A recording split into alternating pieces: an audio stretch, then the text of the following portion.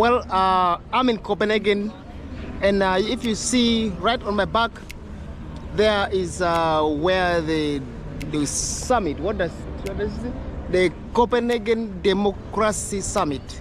I don't know what it means. I know democracy, but I don't know exactly what the summit is about. I think it's about the democracy of the world, and I have a friend in there. I would like to have a chat with somebody who have been inside that summit, and probably we get to also walk ourselves in there and understand what happens there. What is the the Copenhagen Democracy Summit about? Is it about us, the people on the street? Is it for everyone? Or because democracy is very, very vital to the freedom of the people, and so if you can have somebody explain to us what's happening there, we shall be very grateful for that moment and opportunity. So let's keep waiting for and see if we get that chance. So let's go.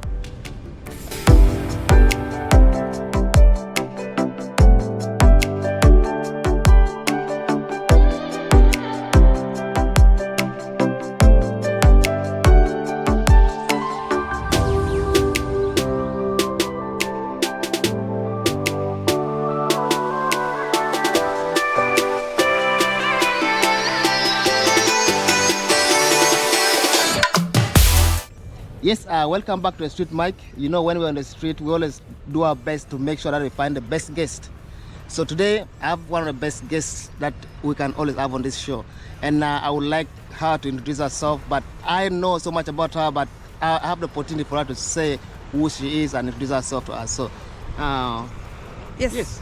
Tom, I'm very, very happy to share this platform with you. I am Lucy Akello. I am the district woman representative Amuru. For those who don't know where Amuru is, we almost became part of South Sudan. Okay. We just missed narrowly. So you just know the direction is northwards, extreme north. Extreme north. So we border South Sudan at a Lego border. So that's where Amuru is. Yes. So basically, we are talking from the city of Copenhagen, yes, Denmark. Tell us a little bit what you're doing here. Well, I am here for the Copenhagen Democracy Summit. Yes. This is my second time being invited as a speaker. I am just not here coming to just talk, to just watch, eat and what. Mm-mm. I am here a very big person. You can imagine I have always had the privilege of being invited as a speaker. Mm. And I am here to talk about the role of aid in Africa. Aid In Africa, yeah. The conditions that are attached to our aid, and especially the role that China plays in all this. So I am here to share our experience as Africa, the challenges that we face, how these conditions are very bad for us, and how it has affected us. So this year around, I have also come, and I must say, my presentation has been taken very, very, very highly. I have received very good reception. Okay. Many of the people that have interacted with me would want to come back to would want to come to Uganda to help me with the fight, to help our women, empower our women. For me, which is a plus, because when I come to a place, I need to carry something, not for them to just drain everything from me, but also for me to receive and also bring back home. Yes. So, like in Acholi, we always say, when you kill a big animal, you must share it with your people. So that is what I intend to share with my people, and I hope these people come to Uganda and see for themselves how our women are very hard-working people. They just need a little bit of touch, and they're good to go. Okay. So you touched a little bit about a democratic summit. Was it about how the current democracy is going in our countries, or just about international democracy? It's international democracy. We are talking about the Russia-Ukraine war, the human rights violations taking place as a result of that war, which really resonates so well with me, because when you hear the stories, the testimonies coming in, it reminds me of the LRA conflict and Yes. how we suffered as a people of northern Uganda. And that is why I really come to stand with these people, because when you have been there and when you have been in pain, you need to stand with your colleague or a friend in terms of hard times. So we're hearing sad stories coming in from the Arab countries, Iraq, Afghanistan, how women are suffering, how human rights activists are being disturbed. We are hearing of how churches are being burnt down, being destroyed. So these are the kinds of things. It's not just in Africa, but internationally. And how do we help all these people? What do we need to do? And for me, my emphasis has been on sharing our experience of LRA. Dialogue is the way to go, and dialogue is the cheapest way to end a conflict and more lasting. Yeah. Wow. Dialogue is the way to go and the cheapest way to end the conflict. So a little bit about you are not just only here on a democratic basis. You have been of course democratically fighting for the rights of so many people. Yes. The children, the vulnerable groups of people, including women, of course. And you represent women in your community. Yes. So tell us a little bit more, how is it going? Well, it's tough, but it's something that we have to push on every day. For example, if you see how many we've just come from a very difficult period. Yes. That is the COVID period, where we saw many of our young girls get pregnant. Many, actually, very many teenage girls. Yes. Some of them would have even opted for abortion, but they never opted for it, which I thank them for, because life is precious. And these are for me the tiniest of the vulnerable people that I stand for. So these people chose not to abort. They are now carrying a burden of the children, and it leaves us as leaders more responsibilities to look after these children. Yes. Actually, they are children who have given birth to children.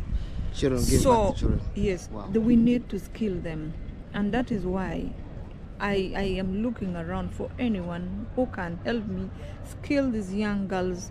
By the even some boys are even affected. Skilling them so that they create jobs for themselves, they find a livelihood for themselves. Yes. And are able to look after their children. So for me, that is it, because in northern Uganda, after the LRA conflict, women got a bigger burden in terms of taking the responsibility that were traditionally held by men. Now we have women taking up the role of the head of the family. And I put the role in quotes, not that we want to take away the role of men, but just because it's available, because the circumstances have caused the women to become the heads of family. Because what do I mean by being the head of the family? You are fending for your family. You're looking for money to pay school fees. You are looking for money for food. This used to be traditionally the role of the men. They were doing all that. But now, because of the war, many of our men became so vulnerable. They became something else, and like it just the roles just shifted. Yeah, completely shifted. And that is why you see we need to support women a lot, and not forgetting to empower the men as well, because a strong home will only stand firm if we have both the man and the woman working together side by side with their children. Strong home will stand strong when the women and men working hand in hand together. We come back therefrom. Thank you.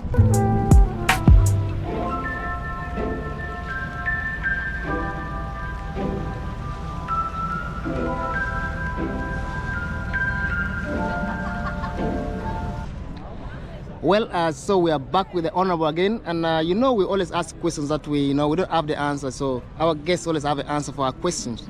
And so, Honorable, I would like to ask you this question on the area where you're working. What are some of the initiatives that is running in your community that are benefiting the people, like the vulnerable people, the women, and that group? Yeah, thank you so much. In Amuru, I became a member of parliament in December 2014. Up to now, maybe next year I'll be now 10 years. Okay. And by the grace of God, and I thank the people of Amuru for always putting trust in me and bringing me back. Always. I don't take that for granted. Yes. I don't take it for granted. Well, some of the initiatives that I have done ever since I came on board is, one, continue with what I was doing even before I became a member of parliament. Yes. And that is education. Education. We have very many bright children in Amuru who cannot afford school fees. So not just Amuru, but a whole of Acholi. And when I used to work with the Justice and Peace Commission, I was paying school fees for children. Yes. Not for political reasons, but to just give. I mean, it's like social corporate social responsibility. I was given a chance to the education. I should also give another person a chance to education. Yes. And as such, I didn't educate only children from Amuru, but the greater Acholi. Yes. Which for me, I thought I should not stop because I have now become a politician. I thought being a politician and maybe having more opportunities and resources, I should continue with this. So now I have a student base in terms of scholarship of about 100 children that I struggle with. But 100 people? 100 children? 100 children, yeah. Wow. Those who have graduated, I have now doctors who graduated this year. I have teachers. Teachers? I have engineers who have graduated, which really makes my heart melt. Definitely. And makes me happy. For me, that is the best gift I can ever get from these children. Thank you. And why did I do this? I did it because somebody in America sometime back paid my school fees. Okay. I've never met these people, and for me, my way of saying thank you to them, JD, Caroline, and Cardwell, from America, they paid my school fees without knowing who I would ever turn out to be. And here you are today. And here I am today, a member of parliament, talking to the whole world and talking to important people, being on the same platform with very big people of the world. Yes, please. I mean, people like the former Secretary General of NATO. Those are very powerful people. Yes. The last year we were with Obama, okay, former president of US. Yes. Today, the president of Ukraine was with us live. I mean, online. Oh, yeah, online. Plus so many other dignitaries. So for me, that's my way of saying thank you. And as long as I can, whether I am a politician or not, I will continue with this program. Wow. And then two, what I decided to do, because I know the financial capacities of our people are very low, and then also the financial literacy for our people is very low. So what I decided to do is go parish by parish, identifying groups in all the parish, bring them together, and then train them first of all in financial literacy. After training them, then I give them what I call a startup capital for them to start borrowing money amongst themselves. And we did this almost for three quarters of the district, and I am hoping that the remaining term, which is a 5-year term, the remaining 2 years, which is to come, I should have completed with the whole district. Okay. And that would give me a lot of joy. The testimonies I get from these groups is overwhelming. Yeah. You give somebody a group 100,000, start up with this. By the end of the year, they have accumulated 3 million. This is, for me, a very good testimony. So what are some of these finances going into agriculture? It's going into agriculture. Yeah. They are using it for paying their kids in school. Yeah. They are using it for starting small businesses. Yes. And that is how they are able to plow back into the group. Exactly.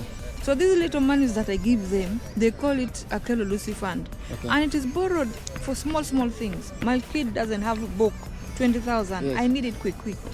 Go to the group and pay. But you pay at a low interest. Yes. So it is actually accumulating. And some of them now come back to me and say, okay, we have accumulated so much money.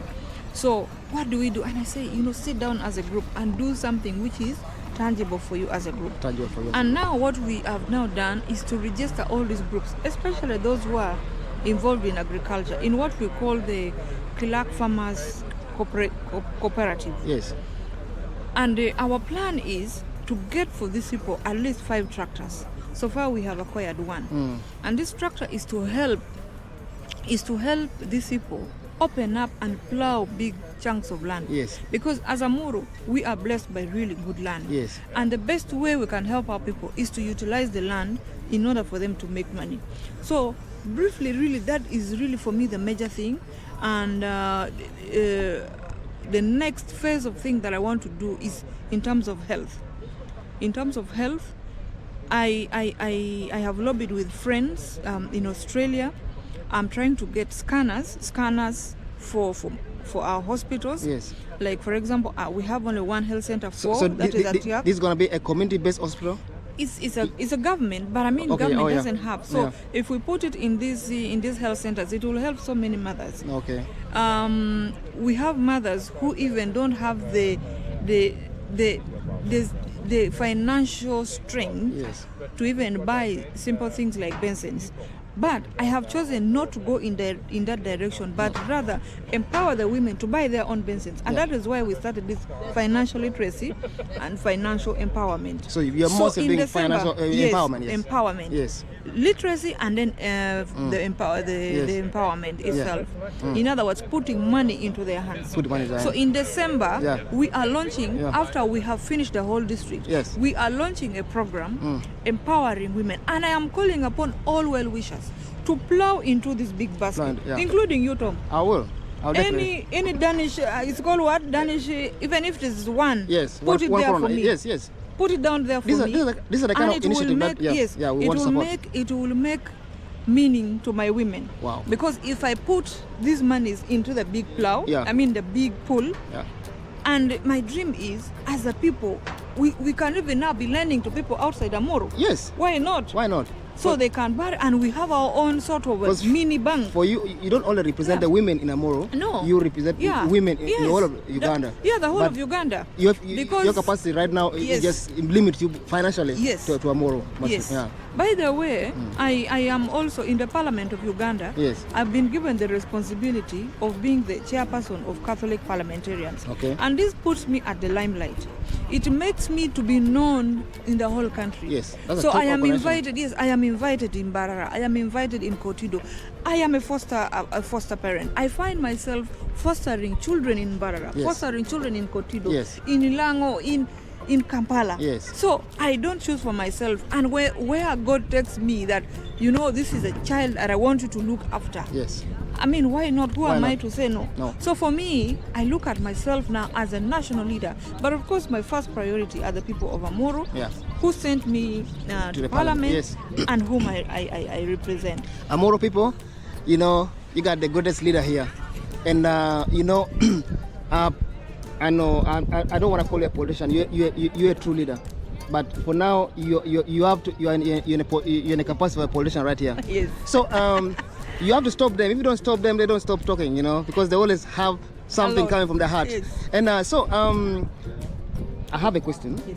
That is, I'm ready you for you. have really, taken me through this, and you have such a great heart for the people, all the initiative that you're carrying on the community. But right now, on the street, we also want to, we have a lot of doubts when it comes to politics. You are in this game. Is politics as bad as people think it is? Politics is not as bad as it is. Tom, before I joined politics, Yes. I was in my comfort zone, working with civil society, Yes. critiquing government, critiquing this leader. Until one day my sister told me, but you have read books, you are critiquing, why don't you go there and do it yourself? Yes. If you feel you can do it better, why don't you try and go there and do it? Of course, I know the grounds are never level, No. but it doesn't stop you from trying out. By the way, these politicians whom you're saying are bad come from the very society. They come from us. So if the politicians are bad, even the community are bad. The community. Because a politician does not fall from heaven. No. It doesn't fall from a tree. It comes from a family. Somebody must have given birth to this politician. Even me. I have a father, I have a mother. By the grace of God, they're still all alive. Yes. So I have a family where I come from. I have a family where I am married. I have children that I have given birth to. So, you see, we have decided to leave issues of politics to what we call bad people. So if you have decided to leave, in Achole we say, if you leave your wound Today, open, Yeah, the flies. the flies will feast on them. When they feast on them, Yes. you are going to get bacterial infection. Yes. Your leg may even end up being amputated. Exactly. Yeah? Yeah. So, my encouragement to you out there, Exactly. you feel you have the capacity, you feel you have the urge to lead your people, never shy. Never shy. Try. try and die trying than not trying at all. Otherwise, we will continue saying politicians are bad people. Politicians are just like any other person. You and me is the same. Thank you so much for, I dare to ask this question, and you really answered our, our concern. And you on the street, you are given a challenge. Honorable was once on the street. Now she's doing politics, traveling the world. You can see, and you can follow the initiative that she has laid down through our work and through our time in the parliament. So she's encouraging all of us to take the responsibility of politics, not only to come to parliament, but to start from the family. Anywhere. You have said that the politicians are coming from the family. Yes. So it means that there's something that we need to do in the family. Strong families. Yes. We'll be back. See you. Thank you. Yes, as we run this to a conclusion, I would like to, Honorable, we would like you to, say hello to some few people back home in your area, and those people that are really endeavoring to make sure that your services are reaching down to the people, because I know you're working with a group of people down there. Yes, I start with the person whom I came with, Komakech Robert. Okay.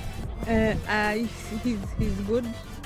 He's so supportive, a brother that I rely on. I greet my parents back home, yes. My dad and my mom, all my sisters, my aunties, starting from Lacho to Oluwal to Amuru to Rachkiche, all those relatives, and most of all my people in Amuru and Acholi and Uganda. Yes. And the world. Those of you who are watching, I send you sincere greetings, and I want to thank this brother of mine whom I've met here in Denmark. Yes. He's such a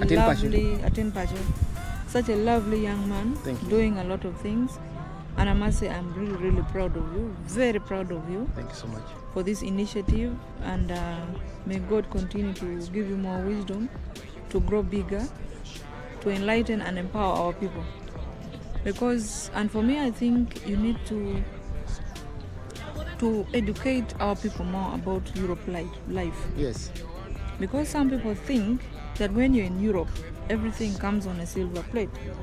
They don't know the value of hard work. And here you are, working so hard, yes, doing a lot of things in order to pay your rent, in order to put food on the table. And also support people back home. And support people at home. So the support they give you, you give them, they think it's just sitting, you wake up, sit, take beer, go back to bed. But you must tell them how it is. It is every coin that you get, you work for it. You work really hard for it. And that our people must learn to work for every coin they get. Thank you. The time for crying, LRA conflict, what is now over. It's all over. We no longer have the conflict. Use the resource you have, use the land you have to do the best. Actually, and your money. Before we conclude, actually you talked about the land. Land is becoming a big issue. I don't know, I think also in your community you're having a lot of issues. People are giving away the land. Yes. Please, just use 5 seconds to tell people either sell land or hold land. What do you say? I want to tell you people, we no longer have land. We no longer have land. Stop selling land. That land your children will need. If somebody wants your land, let this person come and hire your land, use it for 1-2 years and goes, and you continue using your land. Never sell your land. Never sell your land. That's the message from the Honorable. Thank you so much. As we conclude this episode, I would like to thank Connect Up for taking us across the street and bringing us to places where we are able to get guests like this. I'm really privileged to be in this position right now, and I'm overwhelmed. But thank you so much. Go and subscribe to our channel, like, comment, and share with the people. Also check out with the Connect Up mobile application. We're going to be bringing you content like this from all over the streets of Copenhagen and around across the world. See you. Peace.